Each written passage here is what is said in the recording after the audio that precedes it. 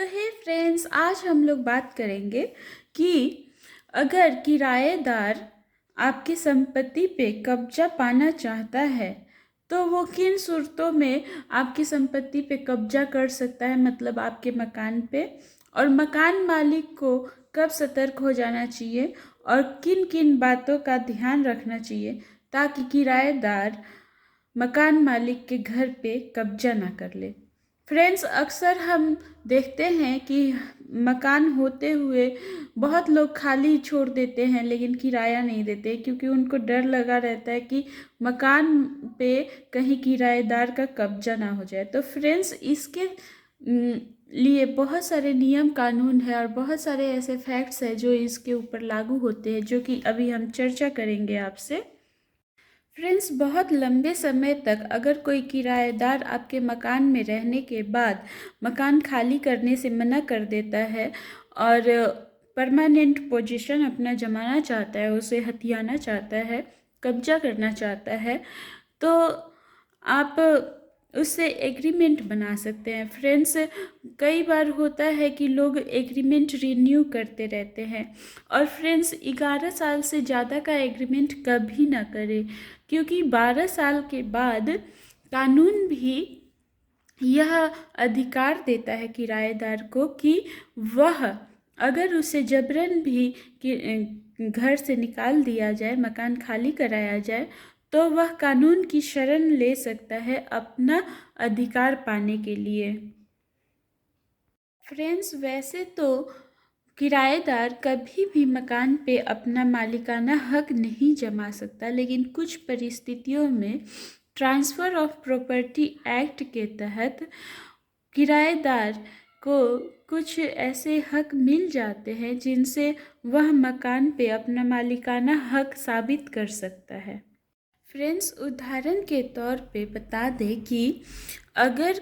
आपने किसी जानकार व्यक्ति को अपना मकान रेंट पे दिया है और वह 11 साल से ज़्यादा रह रहा है, तो 12वें साल में उसको उस प्रॉपर्टी का एडवर्स पोजीशन मिल जाता है, जिसमें कि वह उस मकान को बेचने का भी अधिकार पा जाता है।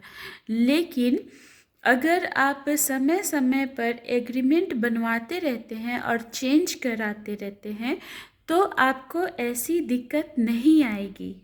इस स्थिति में कोई भी संपत्ति पे जबरन कब्जा नहीं कर सकता।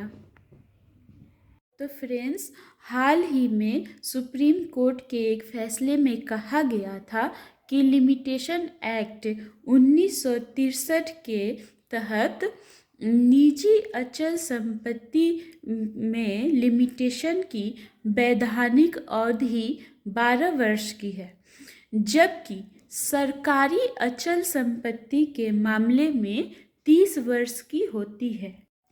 फ्रेंड्स, हम आपको बता दें कि सरकार उनके साथ है जिसने अचल वैधानिक संपत्ति पे 12 साल से अधिक से कब्जा जमा रखा है, और अगर उसे 12 साल के बाद उस संपत्ति पर से हटाया गया तो उसे कानून का शरण लेने का पूर्ण अधिकार है। तो फ्रेंड्स, मकान को किराए पर देने से पहले यह सब बातें ज़रूर ध्यान में रखें और समय समय पे अपना एग्रीमेंट अपडेट कराएं। छोटी छोटी अवधि का एग्रीमेंट कराएं, मतलब आप 11 महीने का भी करा सकते हैं। फ्रेंड्स, रेंट एग्रीमेंट रूल के तहत भारतीय पंजीकरण अधिनियम 1908 धारा 17D के तहत कोई भी ऐसा रेंट एग्रीमेंट या लीज एग्रीमेंट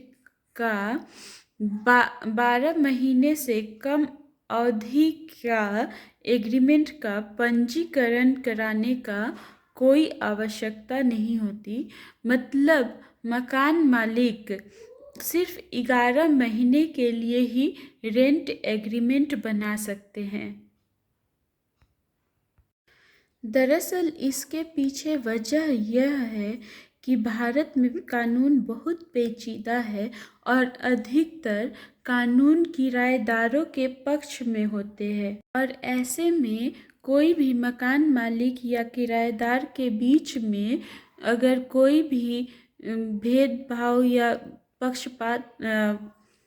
आर्गुमेंट हो जाता है तो मकान मालिक के लिए किराएदार को हटाना और मकान खाली करवाना बहुत ही बड़ा मुश्किल का काम हो जाता है। अगर थोड़ी सी भी चूक हो जाए तो मकान मालिक को अपने ही संपत्ति को पाने के लिए बरसों कोर्ट में चक्कर लगाने पड़ते हैं और कानूनी दाव पेच खेलने पड़ते हैं। तो इसीलिए एग्रीमेंट सिर्फ 11 महीने का ही बनाया जाता है। रेंट टेनेंसी एक्ट में अगर ऐसा कोई विवाद होता है और मकान मालिक या किराएदार कोई भी मामला को कोर्ट तक ले जाता है तो कोर्ट को उस मामले में पूरा अधिकार होता है कि वह किराया फिक्स कर दे। फिर उसके बाद वहाँ की लैंड वैल्यू के हिसाब से फिर उसके बाद मकान मालिक किराएदार से उससे अधिक किराया नहीं ले सकता। 11 महीने का रेंट एग्रीमेंट कराना हमेशा मकान मालिक के पक्ष में होता है और इसमें स्टैम्प ड्यूटी और रजिस्ट्रेशन फीस भरना भी अनिवार्य नहीं होता, जिससे कि खर्चा बचता है। और इसमें क्या होता है कि कम समय की अवधि के लिए ये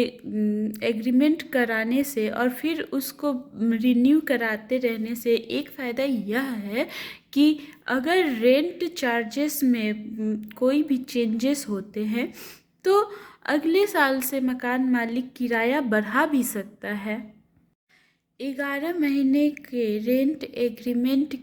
ज़्यादातर नोटरीकृत होते हैं, मतलब इनका नोटरी कराना पड़ता है और ऐसे नोटरीकृत एग्रीमेंट का ड्राफ्ट कराना गैर कानूनी रूप से वैध है। और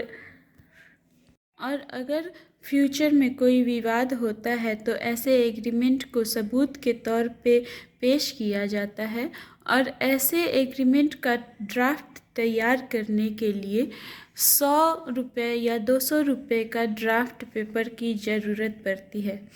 तो फ्रेंड्स, यह रही मकान रेंट पे लेते या देते समय किन किन बातों का आप ध्यान रखें। और कैसी लगी आपको हमारी यह जानकारी? अगर अच्छी लगी है तो प्लीज़ लाइक कर दें और हमारे चैनल को सब्सक्राइब करें ऐसे ही इंफॉर्मेटिव वीडियोस देखते रहने के लिए, और बेल आइकन को दबा दें ताकि जब भी हम अपना नया वीडियो अपलोड करें तो आपको उसका बेल नोटिफिकेशन मिल जाए, जिससे कि आप ऐसे मामलों के लिए अप टू डेट रहें। और ऐसी हमारी जानकारी किसी आपके फ्रेंड के लिए उपयोगी अगर लगती है आपको तो उससे भी इसे शेयर करें। फ्रेंड्स, हमारे चैनल को सपोर्ट करें जिससे कि हमें मोटिवेशन मिलती रहे अगली वीडियो बनाने के लिए और हम अच्छे से और भी ज़्यादा मेहनत करके इंफॉर्मेटिव वीडियोस बनाते रहें। तो फ्रेंड्स, मिलते हैं आपसे नए वीडियो में, तब तक के लिए बाय बाय।